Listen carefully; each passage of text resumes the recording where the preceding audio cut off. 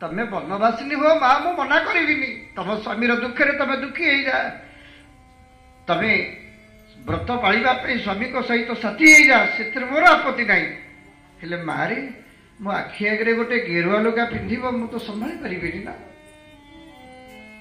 आउ तमें जदि अलंकारहीन हम आभूषणहीन हम रामंकर अमंगल हम वनवास बहुत अघटन घटव तमें से वनवास को पूर्ण कर तेणु रामंकर मंगल स्वामीर मंगल नारी देहरे अलंकार रहा दरकार तमें आभूषणहीन अलंकारहीन हेनी जदि वनवास जीव पाट लुगा एवं राजवस्त्र आ अलंकार पिंधिकी वनवासिनी तेणु सीता गेरुआ लुगा पिंधि ना वशिष्ठ वारण करूँ एथु कौन शिक्षा है ना स्वामी माने तमें स्त्री की अलंकार न दियो आपत्ति नहीं सुना जो रेट है रोजगार तो से हम ना आपत्ति ना किंतु सी कांदी कुते कही पची कि बोपा जो अलंकार आनी ताकू कौटी बंधा पकईकी भाटिकी जाइकी पीकी तमें गड़बार अधिकार तुमर ना ताठू ता अलंकार को कौटी बिका भंगा करिकी बंधा छंदा पकईकी तमें ताकू नष्ट करिवार अधिकार नहीं कले एथिरे स्वामीर मंगल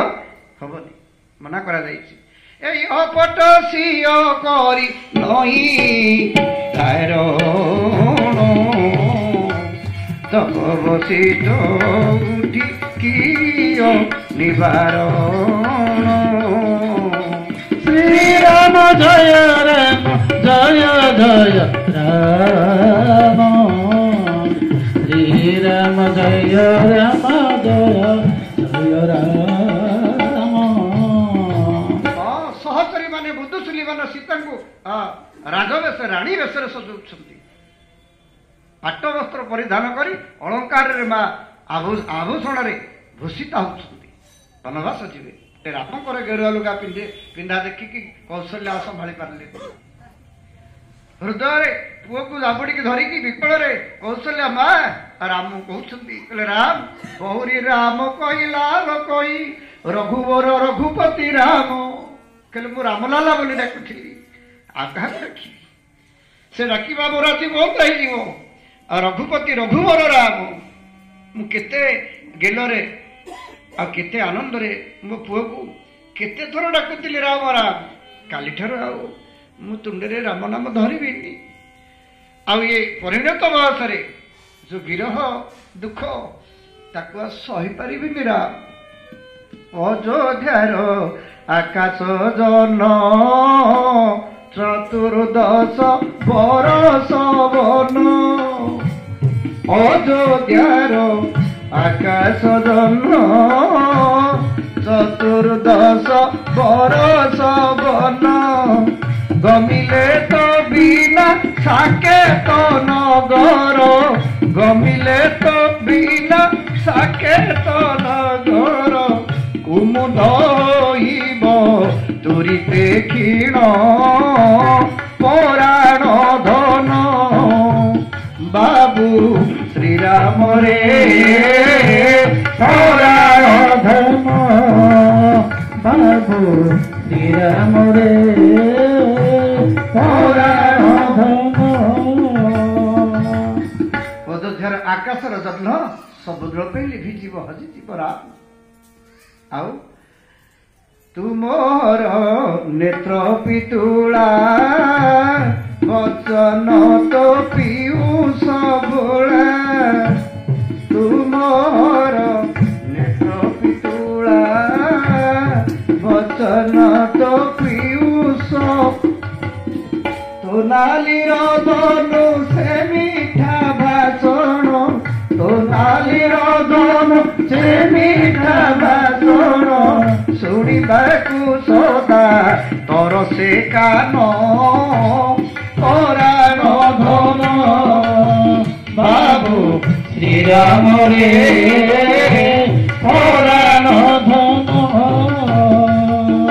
मधुर मधुर भासुथिब मधुली अधरे हसुथिब मधुर मधुर भासुथिब मधुली अधरे हसुथिब धूली धूसरिया कारिया श्रीराम कोड़े पुणी बसुथिब मा मा बोली भासुथिब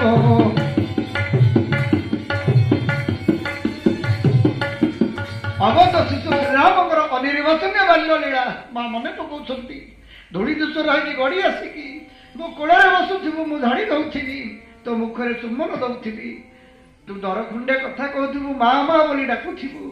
ଏ ଜାଣ ତ ବିବାହ ହେଲେ ମଧ୍ୟ ମାର ସ୍ନେହ, ମାର ଆଦର, ମା ସମ୍ମାନରୁ ମତେ କେବେ ହେଲେ ଉଣା କରୁନୁ ରା।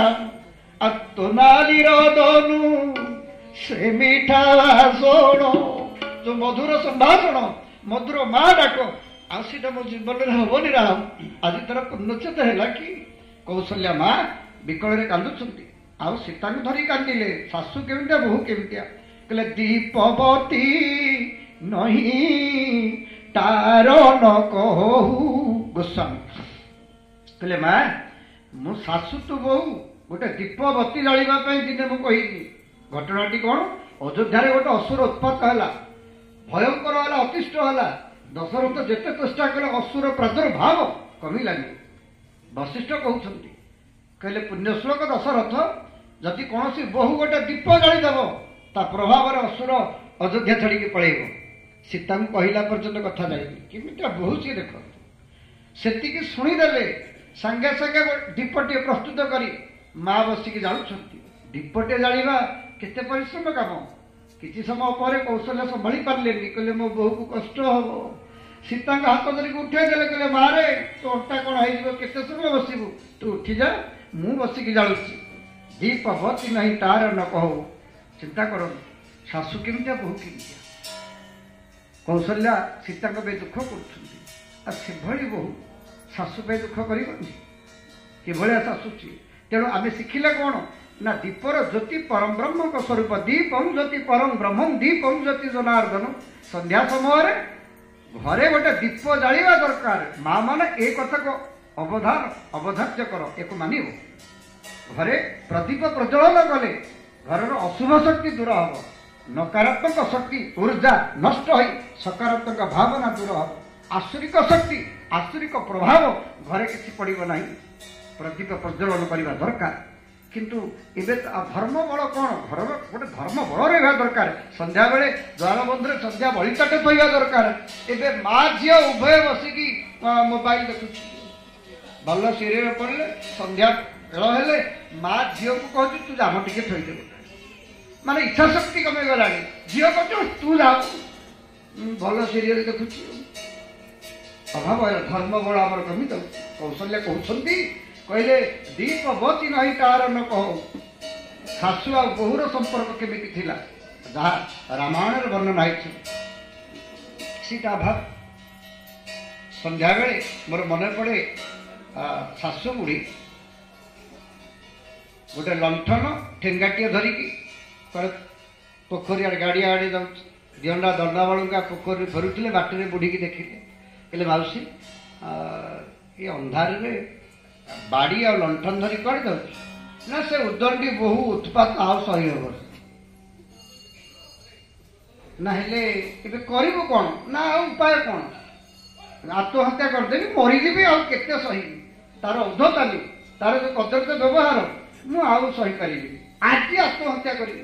ସେ ଯୋଡ଼ିକୁ ଯାକ ତ ଦଣ୍ଡା ବାଳୁଙ୍ଗା କହିଲେ, ଆଚ୍ଛା ମାଉସୀ ତୁ ତ ମରିବାକୁ ଯାଉଛୁ, ଏ ଠେଙ୍ଗା ଆଉ ଲଣ୍ଠନ କାହିଁକି ନଉଛୁ? କହିଲା ଲମ୍ବା ଜନ୍ତୁ ମତେ ଖାଇଯିବ, ସାପ କାମୁଡ଼ି ଦବ। ତାମାନେ ଭିତିରି ମରିବା ଇଚ୍ଛା ନାହିଁ, ବୋହୂ ବିରୋଧରେ ଅପପ୍ରଚାର କରିବାକୁ ଯାଉଛି। ଆଉ କିରେ ଚୋର ତ ସେ ଗୋଟାକ ବୋହୂ, ପାଣି ମଧ୍ୟ ସେଇ ଦବ, ଭଲ ହଉ ଖରାପ ହଉ। ଆଉ ତା ବିରୋଧରେ ଚର୍ଚ୍ଚା କଲେ ତା ରାଗ ତ ପୁରା ବଢିବ ନା କମିବ? ଶାଶୁ ବୋହୂ ପ୍ରୀତିଟା କମିବ ନା ବଢିବ? ଠିକ ନାହିଁ। ଆଉ ମରିଯାଆନ୍ତୁ ତ କଳଙ୍କ ଯାଆନ୍ତା, ମରିବୁନି ତ ପ୍ରହସନ କାହିଁ? ଆମ ଶାଶୁ ବୋହୂଙ୍କ ଅବସ୍ଥା ଏବେ ଏଇଆ।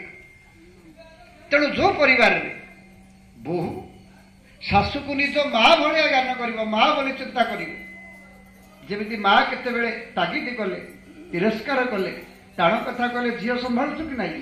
ଆଉ ଯଦି ଶାଶୁ ଯଦି ତିଆରିଲା କହିଲା, କାହିଁକି ନ ସମ୍ଭାଳିବ? ନା ଭୁଲ ସହିବା କଥା ନୁହଁ କି? ଶାଶୁ କଥା ମାନିବା କଥା ନୁହଁ କି? ଅଧତାମି କଲେ ହବ କି? ଜବାବ ସୱାଲ ଦେଲେ। ଏକରେ ଶାଶୁ ମଧ୍ୟ ବୋହୂକୁ ନିଜ ଝିଅ ଭଳିଆ ଦେଖିବା ଦରକାର।